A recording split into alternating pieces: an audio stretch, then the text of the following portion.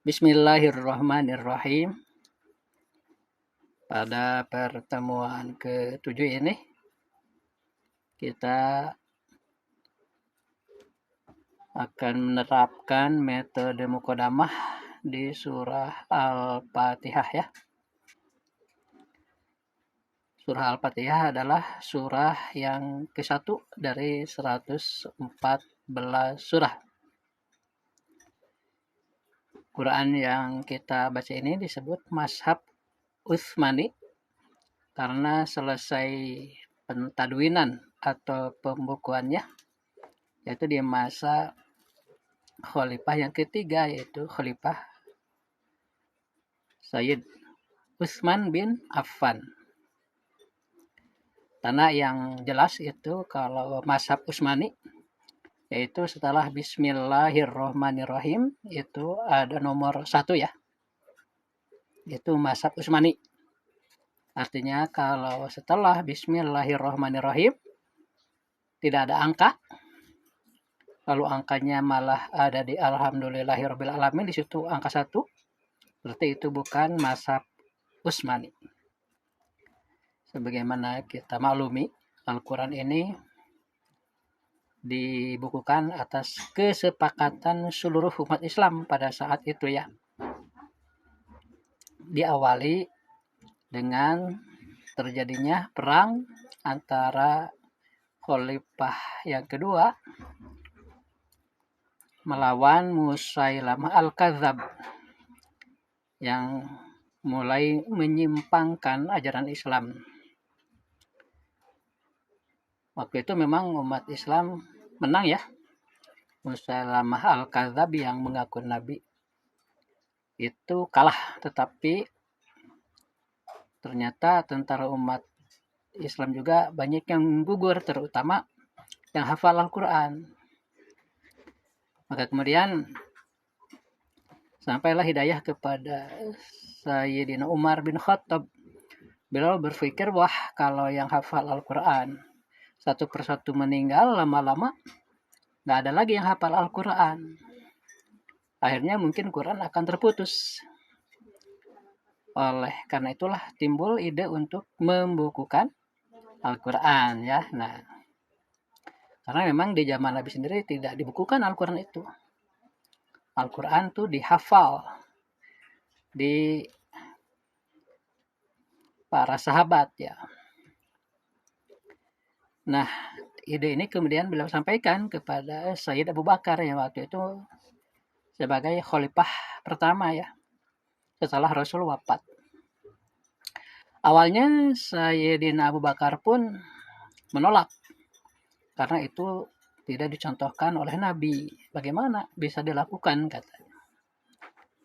Namun setelah terus berdialog, pertimbangan-pertimbangan dikemukakan, akhirnya Sayyidina Abu Bakar pun setuju.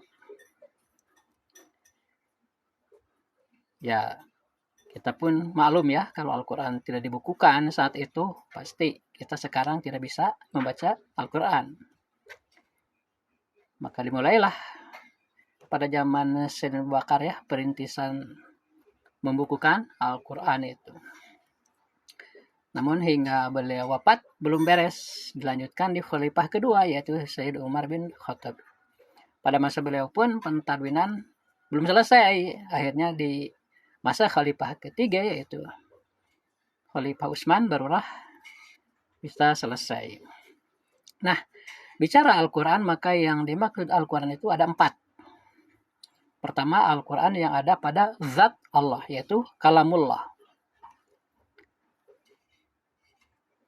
Yang ada pada zat Allah itu bersifat qadim, tidak ada awalnya, tidak akan ada akhirnya, bukan suara dan bukan aksara. Itu hakikatnya Al-Quran yang ada pada zat Allah. Kemudian Allah membuat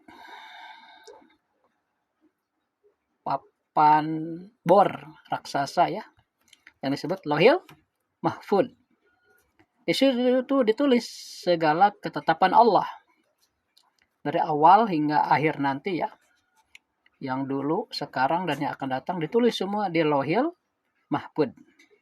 termasuk Al-Quran. Al-Quran pun ditulis di situ. Dari mulai Bismillahirrahmanirrahim, Alhamdulillahirrabbilalamin, terus ya, sampai An-Nas. Hanya yang ditulis di Lauhul Mahfuz, kata guru saya itu tidak pakai nomor ya. Kalau di mazhab Utsmani kan ini ada ya, Bismillahirrahmanirrahim nomor 1 ya. Kalau yang di Lauhul Mahfuz tidak. Dan yang kedua juga tidak ada harokat ya, yang di Lauhul Mahfuz itu.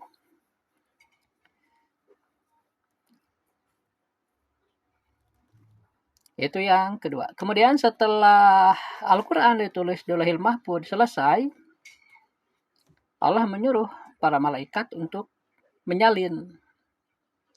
Jadi malaikat itu membawa mazhab-mazhab juga menulis ya. Ditulis itu disalin ya dari Lauhul Mahfuz itu ke mazhab-mazhab yang dibawa oleh malaikat. Setelah beres, kemudian malaikat yang menulis Al-Quran itu dari Lauhul Mahfuz itu turun ke langit dunia.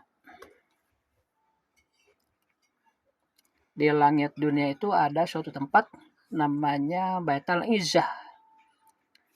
Baitul Izzah. Itu Baitul Izzah itu persegi 4 ya, mirip Ka'bah. Dan letaknya itu pas di atas Ka'bah. Dan di langit ke-7 ada lagi nanti bangunan yang persegi 4 seperti itu, namanya Baitul Ma'mur. Baitul Ma'mur itu tempat tawafnya para malaikat. Jadi satu tusuk sate ya. Dari atas Baitul Ma'mur terus ke Baitul Izzah, kemudian ke Baitullah di Mekah. Nah, Al-Quran salinan para malaikat itu kemudian disimpan di Baitul Izzah. Saya katakan tadi bahwa yang dimaksud Al-Quran itu ada 4. Pertama yang ada pada zat Allah, kalamullah ya. Kedua yang ditulis di Lauhul Mahfuz dinamai Al-Alfadus Syarifah. Artinya lapad-lapad yang mulia. Yang kedua itu. Yang ketiga yang disimpan di Baitul Izzah, yaitu salinan dari para malaikat. Dan yang keempat, yang inilah mazhab Utsmani yang biasa kita baca. Jadi kalau ada pertanyaan, kenapa ayat pertama yang diwahyukan itu kan surah Al-Alaq ya, 5 ayat. Tetapi kok di Al-Quran dimulai dengan Al-Fatihah? Nah, terjawab sekarang ya. Jadi memang penyusunan Al-Quran ini itu mengikuti apa yang tertulis di Lauhul Mahfuz. Jadi tidak berdasarkan yang pertama turunnya begitu. Paham ya sekarang kenapa bukan Al-Alaq duluan gitu. Malah Al-Alaq itu ada di juz amma ya, itu di juz 30 itu. Terakhir itu ya. Juz terakhir itu. Nah, baiklah, setelah kita mengenal sedikit sejarahnya, semoga kita semakin mencintai Al-Quran karena peristiwa Al-Quran ini sungguh mengharukan gitu, sesuatu yang besar ya. Luar biasa agung. Luar biasa agung. Baiklah, kita lanjutkan ke teori muqaddamah ya. Biasa akan saya bacakan 3 kali ya. Nah, kalau sudah disambung begini, kita harus hafal. Tiap huruf itu yang ada titik dengan titiknya ya. Karena kalau sendirian huruf itu jelas utuh, tapi kalau sudah disambung terpotong-potong, sehingga kita harus menghafal, terutama yang ada titik dengan titiknya ya. Baiklah, kita mulai ya. A'udzu billahi minasyaitonir rajim. Bismillahirrahmanirrahim. Nah ini ba ada titiknya ya, tunjuk titiknya ya. Ba sin sukun kasroh bis, mim alif lam tasdid kasroh mil, lam patah la, ha alif lam ro tasdid kasroh hir, ro ha sukun patah roh, mim patah ma, nun alif lam ro tasdid kasroh nir, ro patah ro, ha iya sukun kasroh hi, mim kasroh mi. Bismillahirrahmanirrahim. Jadi ketika mengeja kemudian dibaca, tolong dibaca lengkap dulu ya. Jadi kita belum menerapkan sistem wakaf dulu ya, karena ini masih pelatihan. 2 kali lagi ya. Ba sin sukun kasroh bis, mim alif lam tasdid kasroh mil, lam patah la, ha alif lam ro tasdid kasroh hir, ro ha sukun patah roh, mim patah ma, nun alif lam ro tasdid kasroh nir, ro patah ro, ha iya sukun kasroh hi, mim kasroh mi. Bismillahirrahmanirrahim.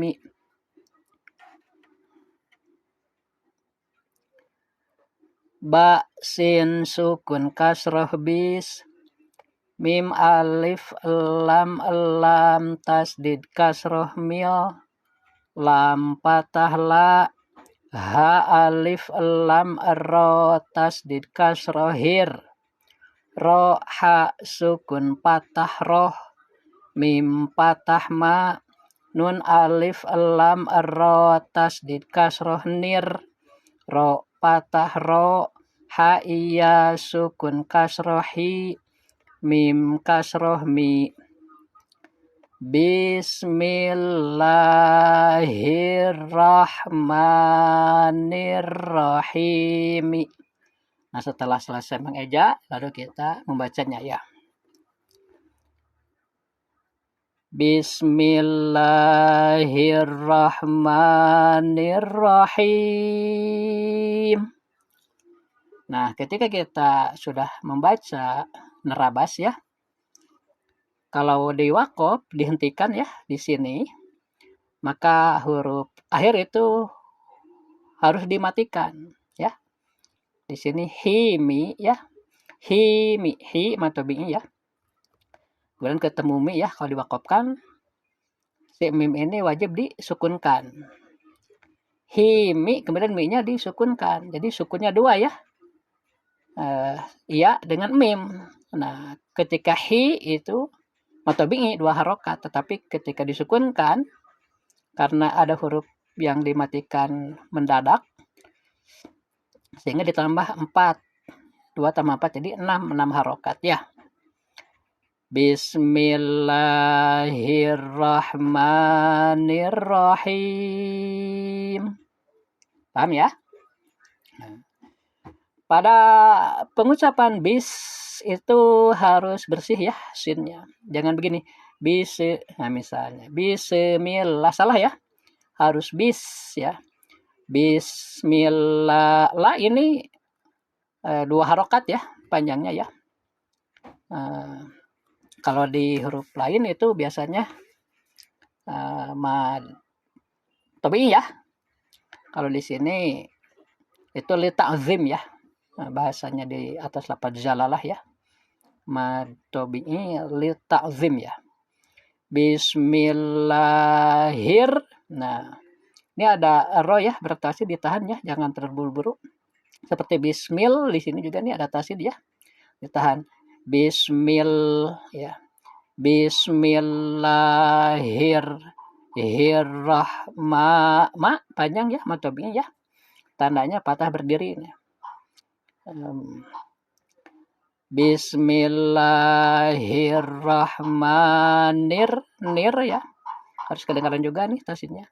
nirrahim ya, 6 harokat ya. Namanya mad arid lis sukun. Mad panjang arid baru disukun karena disukun ya. Jadi mad arid lis sukun itu adalah mad tabi'i bertemu huruf lain yang dimatikan mendadak begitu ya.